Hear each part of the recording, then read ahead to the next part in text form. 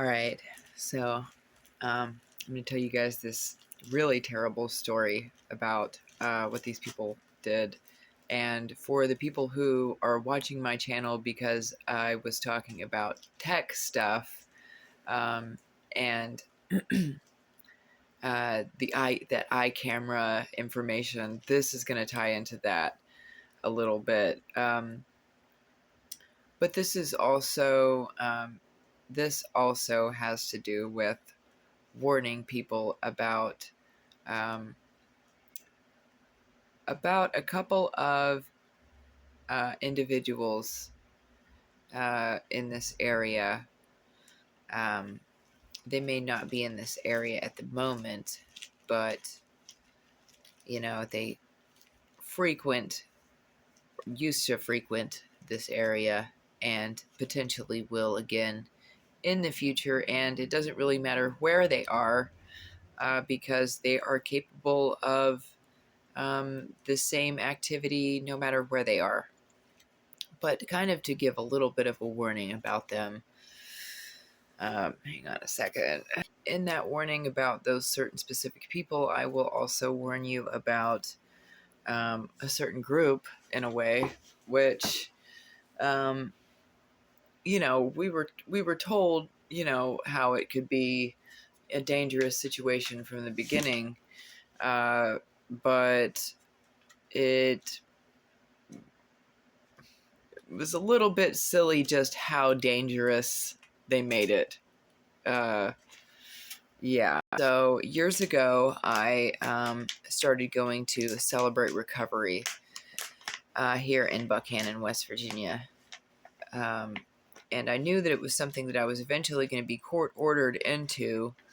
So I just went ahead and I got myself into the habit of going there and seeing what it was all about. And I began to just bite the bullet and kind of participate in their groups, even though I really didn't want to. And I knew that I was being watched, listened to, and whatever I said was going to be reported back.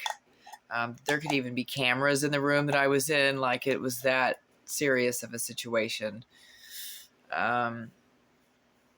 People had worked really, really hard to get me in a much worse situation than I was in. It was only by great struggle and fighting force that I managed to have what I had and attain what I had attained at that point. And I really wasn't dating anyone or trying to hang out with anybody. There was one person that I kind of liked, but he was a little bit, I started to realize that he was a little bit funny, and that because I'm not really interested in hooking up with anybody at all, but I at the time wasn't interested especially in hooking up with any guys who were bi. So it was like the person that I kind of had a crush on at the time, I realized was bi, and then I really wasn't interested in him the same way that I realized he was like a narcissist and he was a faker. And but around the time that I lost interest in that one person, which was well over a year into going to this, Celebrate Recovery place, which was a group of people who surprisingly seemed to be very, they seemed like they were really supportive and helpful and everything, but the point behind it was actually to not help. And they all went out of their way to make sure that I would never tell my story. And I ended up going there for over 2 years.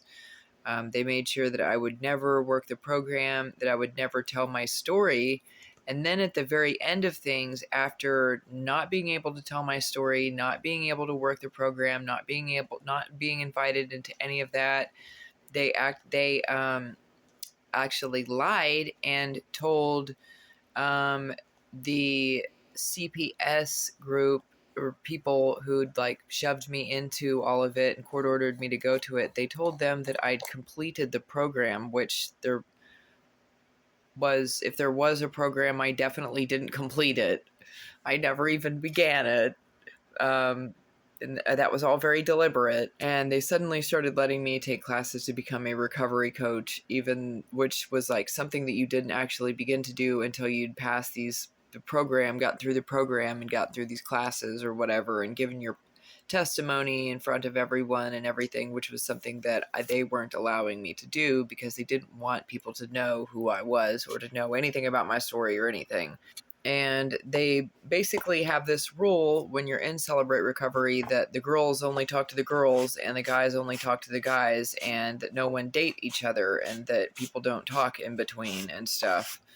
And so, I abided by that rule, and I didn't talk to anybody in that group for over a year. I went to those church meetings and those recovery meetings and didn't affiliate with anybody other than the females. Well, I began to realize that the females around me were only affiliated with these other dudes who were in these groups, and that the women were basically just being sent in by the men to get information for the dudes, or for whoever my aggressor was at the time. But anyways, I just kept going to the classes, and I, tried to put a little bit of trust in the women. And I really tried to develop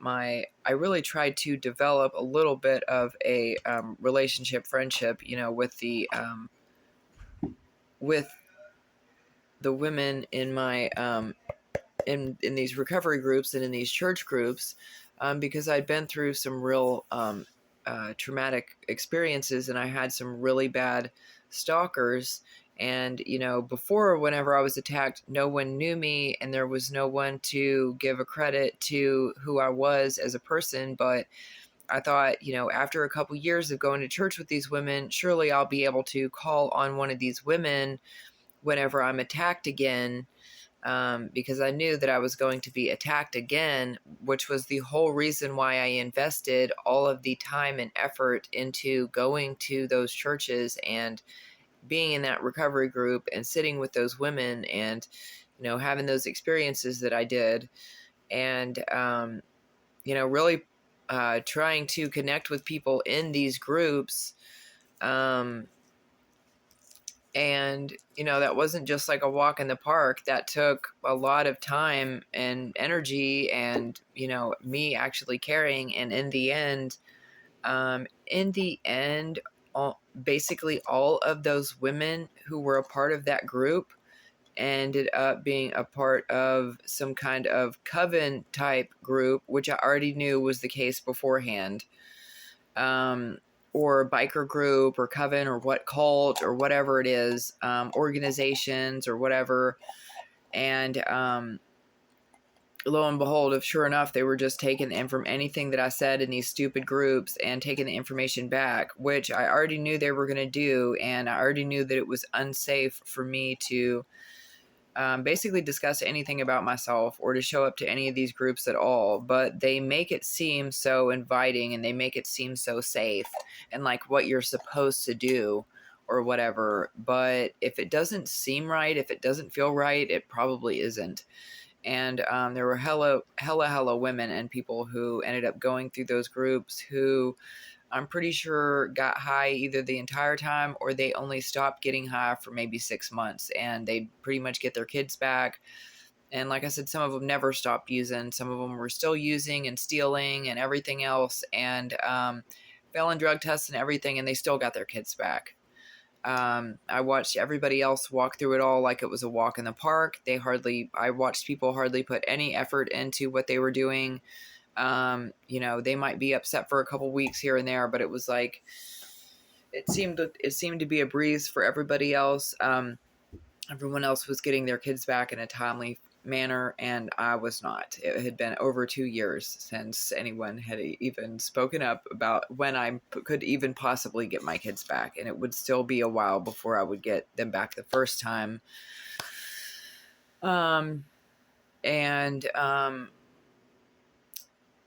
So I was basically set up to have my kids taken away. I didn't know it at the time, but my very youngest kid was the product of a rape incident And I may not have said it before because I've had to start this video over like 3 or 4 times now, but I don't want kids watching this video. I might have to make this an 18 and up. And if I haven't done that by the time YouTube sees it, please someone please put a adult whatchamacallit on this video, 18 and over confirmation thing or whatever. Yeah. Yes, age restrict this video. Okay. So I started to date someone, and I'm going to say that this was over 2 years into going to these Celebrate Recovery groups and meetings and, you know, church celebrations and everything. It had been over 2 years, and maybe even leaning towards 2.5 years. And I, over the month of January, I can't remember if it was 2021, 2022, maybe 2021, I don't know. But I dated a guy who I met at, and now this guy was in Celebrate Recovery for quite a while. He was someone who was there for many months, potentially over a year. I can't really remember for sure, but he was there for quite a while. He was in the recovery. He was in a couple of different recovery homes. He was always real even-tempered as far as I knew every time that I saw him. And I didn't realize, but he was one of the people who was basically sent in or whatever. And basically, like, all these different people who are part of all these different organizations, cults, groups, covens, whatever, gangs or whatever. And sometimes they even work for acronyms or even the military, or they're doing weird, secret, terrible stuff or whatever. It seems to be that a lot of the stuff going on is secret, and that it's all terrible. If it's a secret, it's generally terrible. If it has to do with experiments on people, it's terrible. If it has to do with psychological torture or experiments with this DNA or any of these other tech experiments, it's basically all just torture, and most of it is related to some dude's perversion. And I had actually spent a couple years by myself, and people knew that I wanted to have a baby. That was kind of a big deal to me back then. And I was kind of starting to get older. I thought, you know what I mean? I was like in my mid-30s, and I really wanted to have more kids. And it had been, it'd been something that I had wanted and had kind of dreamed of for a long time, to actually like have a family and to be like married and to have a house and, to have my own career and, you know what I mean? The whole nine, like, basically what I would have had if people hadn't gotten in my way and financially controlled and socially controlled and abused me my entire life. So anyways, I had a few kids, and I wanted to have more kids, and there were people who were watching, and they knew that, and they thought that was funny. And so what they did was they had this guy named Nicolas Lowe start dating me, which it was kind of a weird little thing, you know what I mean, that was going on. But nothing is usually perfect. Nobody's perfect. I was willing to give this guy the benefit of the doubt a little bit. He was a little bit weird, but I gave him a little bit of a chance, and he just ended up being way too weird. He ended up being an abuser. Well, that's what they do, is they send these people in, and they have them act completely normal, and then while you're in the relationship, while you're already, right after you've basically agreed to be in a relationship, or after you've agreed to some kind of commitment with them, that's when they start acting completely retarded and abusive and begin to push and test their limits.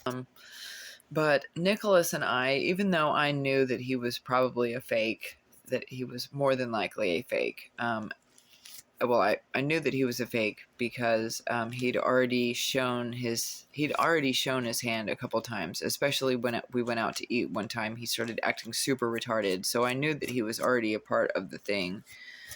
But that was all that I ever interacted with. It was like anybody who was real was not allowed to be around me, and the only people who were allowed to be around me were these like retards. And so it was just one retard after another sent to just play in my face and treat me like I was stupid. And as I explained in other videos, that shit began when I was about 11 years old. With my dad asking me to let him know whenever I left so that he could send this guy in a sports car to approach me. And then when that didn't work, my parents would begin to form relationships with my friends' parents, and then my friends' parents would begin to like do things and organize and set things up. You know how perverts do. So anyways, this is about my mid-30s range, in the midst of my family and all of these other people and their trafficking agenda and all this other trash that they do and all their little setups and stuff. And Nicholas would end up deliberately knocking me up. And so I was pregnant for a second, which I was really, really excited about. I was so excited, and it was like, it was actually something that I had wanted for a long time, which is, it might sound weird, but for like somebody who's really, really poor and in the middle of some shit to be like, yay, I'm pregnant, you know what I mean? But that's just how I was. And I started to think of names and run names by the dude, and I was like adjusting my diet, and I was like learning as much as I could about nutrition, like fetal nutrition and all that stuff, and I was learning like all this stuff that I didn't know with my first 3 pregnancies, because things were actually so rough during those pregnancies. And if they weren't rough, then I just didn't have the same access to the knowledge with those ones that I would have later on. And I may not have had the same access to internet and stuff like that with my first 2 kids, especially. And then, but anyways, so I was pregnant with my 5th kid, and I was really excited. And I was so excited that I think I began to like almost annoy that Nicolas dude that I was with. And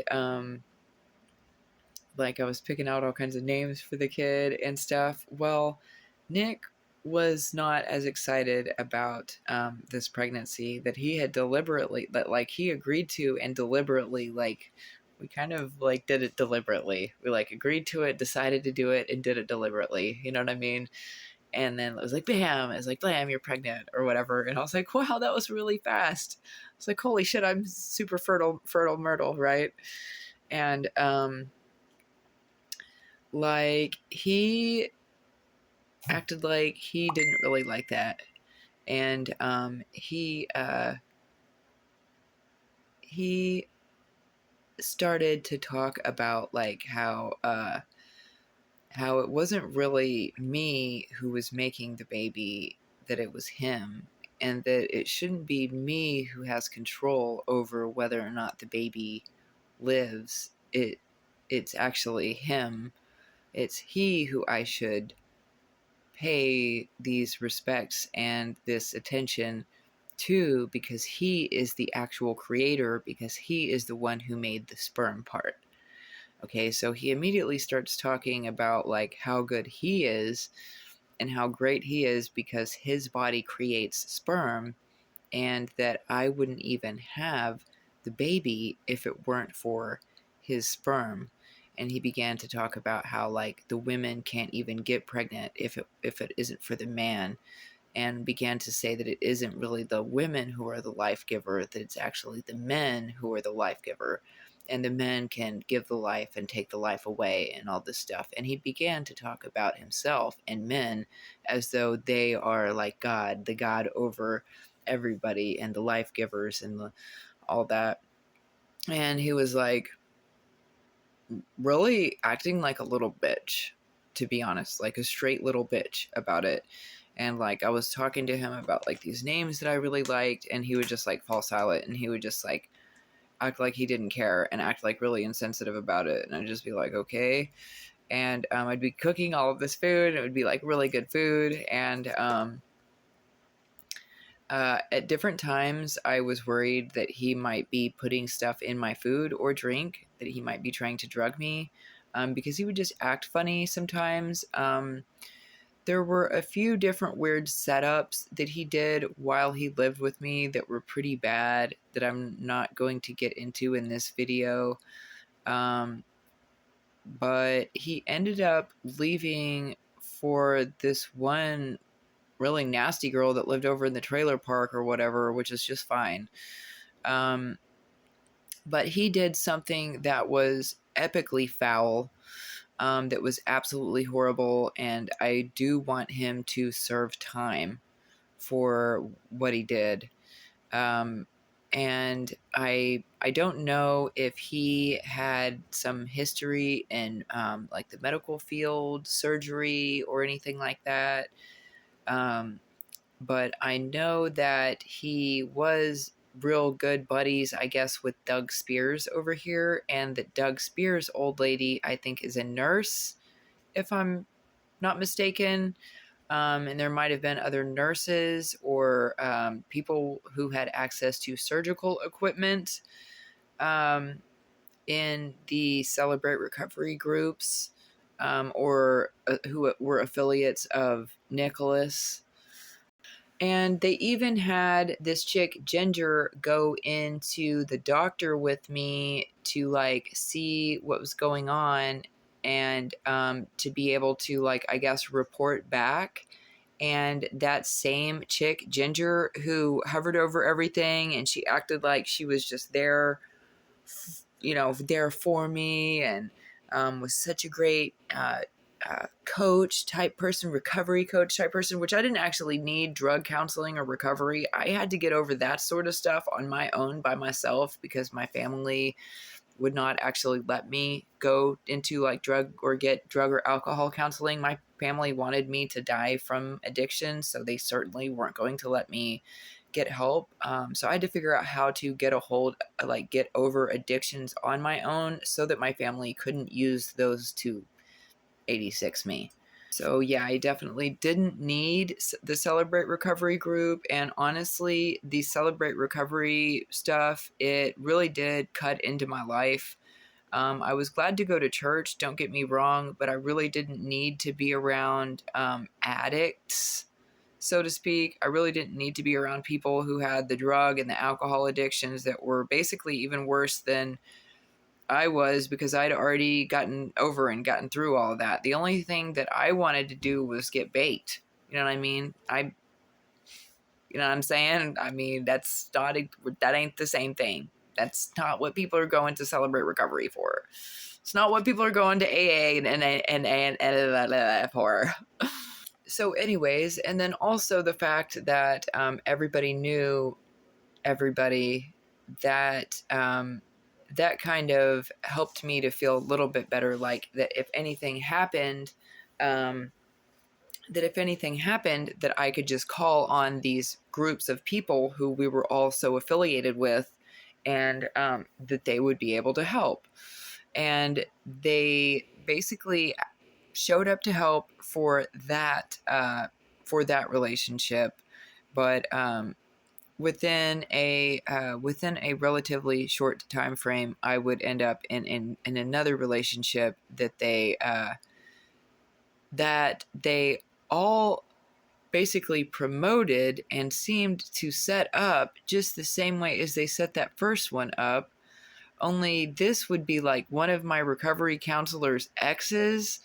And it was almost like she was telling me that he was okay and that it was okay to trust him when I knew that it wasn't. She was literally coming to my house telling me that it was okay if I trusted him when I knew that in fact it was not okay. There were all of these people suddenly in my recovery group and all around me in my apartment complexes and everywhere, like telling me that it was okay to hook up with this person who was definitely not okay to hook up with.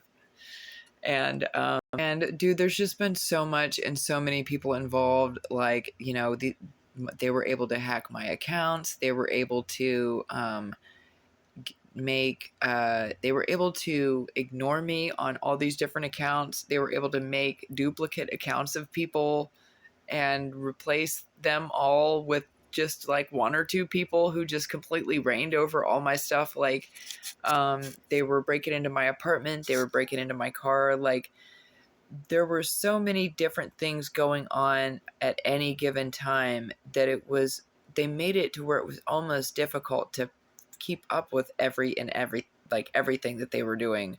But in this one situation, this little bitch named Nicolas, he was one of the people who were sent in to be my handler, and to also try to make me look like shit because I'd gone over 2 years without dating anyone. And I was actually I felt like it was okay. Like, I kind of wanted to start dating again, and people found that out. It was actually JD who found that out because he caught me praying about it in church, which sounds really stupid, but it was back then something that I prayed about.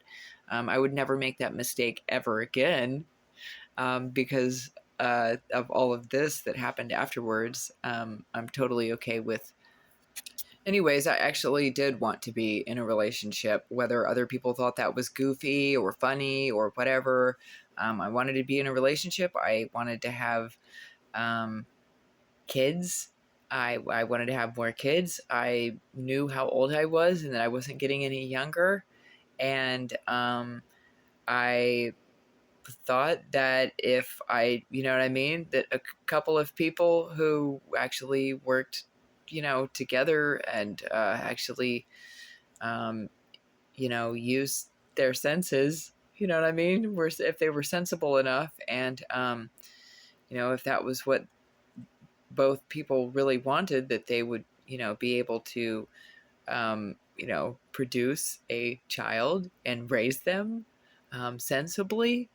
Well, and then this also ties into the people who were watching behind the scenes. And behind the scenes, well, I apparently have a camera in what they try to say is my left eye. I'm not sure that it isn't in my right. I'm not the only one. And then basically they call my life one of the Truman shows. And there could also, because my privacy has been invaded to the extreme of putting a camera in my eye, it would not be that far-fetched for there to also be cameras secretly placed around me wherever I go. In addition to that, there could also be cameras on drones that are assigned to follow and capture my footage of me and my whereabouts and my habits and all of that. This isn't fantasy. This is technology. This is how advanced it really is. They can actually set a drone to memorize your face and sit atop in a tree or wherever rooftop and wait until you walk in and out of the house, and it can home in on you and have you followed and follow you from a distance and record your every action. and record you all the way back to your house, and you never have any idea that you were being recorded the entire time. So, and honestly, it's much easier just to put a camera in someone's eye, apparently.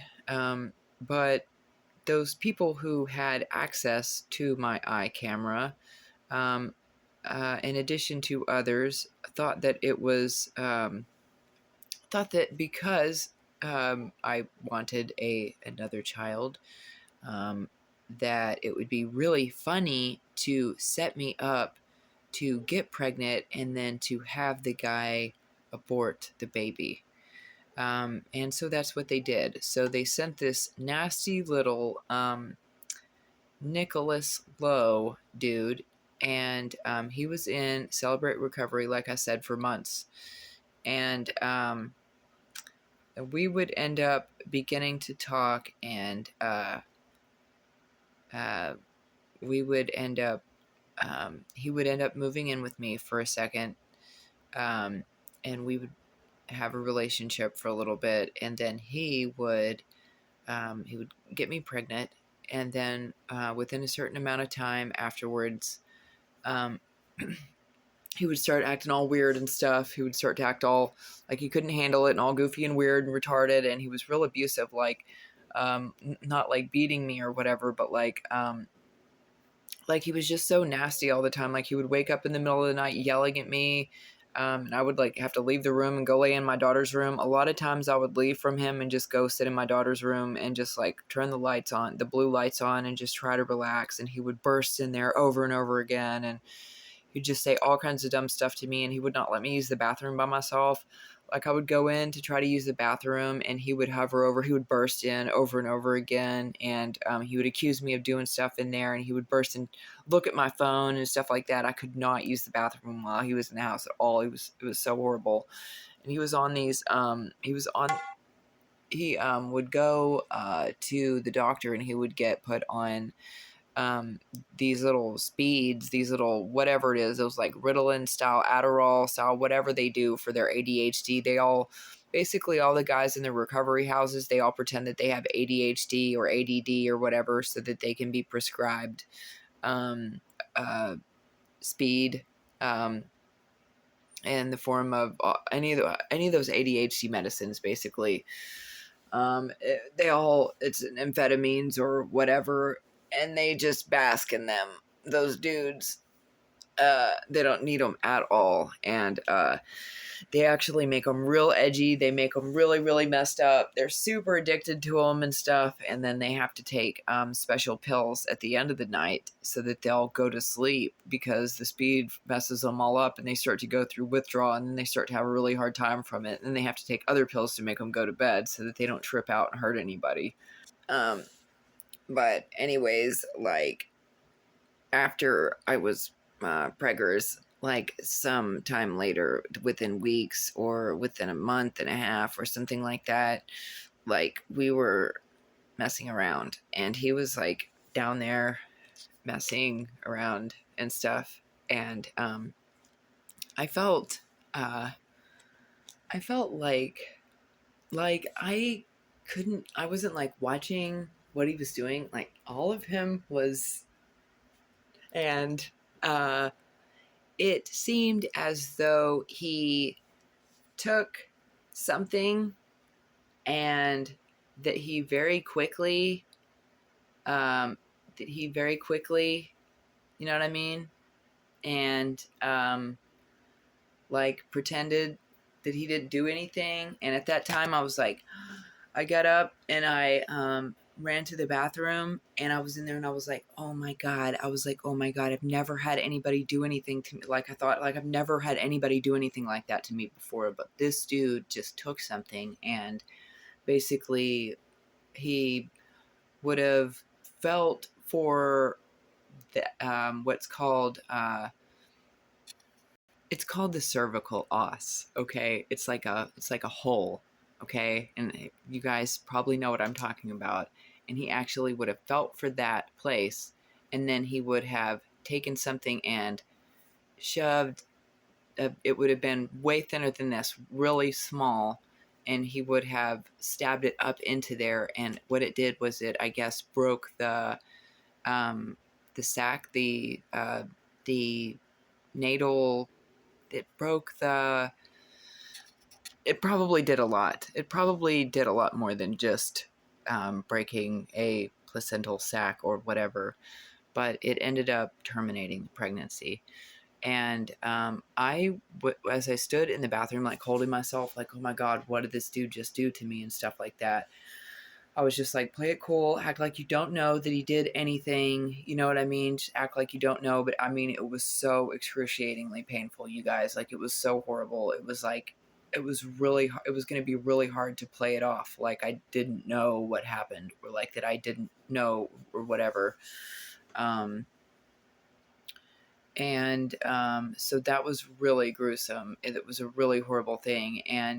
But I didn't begin to show signs of a miscarriage right away, which I would find out later on from these doctors and everything, that sometimes when you miscarry or whenever the fetal heartbeat stops, that the miscarriage doesn't actually begin yet, that it could actually take up to 6 weeks or thereabouts sometimes for the fleshing of for the body to, what they described as, for the body to go ahead and accept that the embryo is not going to survive, and then the body begins to go ahead and get rid of the flesh it out or whatever. Well, I felt like something was definitely wrong. I felt like that he had terminated the pregnancy right then. And afterwards, it all felt different. I didn't feel the same light and the same joy that I felt before. I felt like, and I began to have dreams that that this guy was just coming and like taking my baby away and stuff. And, like, there was no signs of anything. There wasn't spotting or anything like that. And I guess that began to, over the weeks, make him nervous, because he had just done whatever, what it took, something very drastic to cause the abortion or the miscarriage to happen. I will call that a forced abortion.